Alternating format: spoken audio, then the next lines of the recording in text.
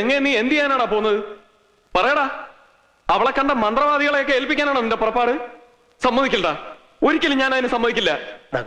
വേണ്ട, നീ ഇനി ഒരു അക്ഷരം പറയണ്ട. കണ്ടടാ ഞാൻ എന്റെ ഗംഗയെ. ഞാൻ അവളെ കൊണ്ടുപോകും, കൽക്കട്ടയിലോ അമേരിക്കയിലോ എവിടെയെങ്കിലും. പക്ഷെ നിന്റെ കയ്യിൽ ഇനി ഞാൻ അവളെ തരില്ല. എടാ, ഞാൻ പറയുന്ന കേൾക്കാൻ. നീ ഒന്നും പറയണ്ട. വിടാൻ കൊണ്ടുപോകാൻ പറ്റില്ല. ചണ്ണി, ഞാൻ കൊണ്ടുപോകും. ഞാൻ പറയുന്ന കേൾക്കാൻ. ചണ്ണി വിടാനാ പറഞ്ഞത്. വിടാൻ.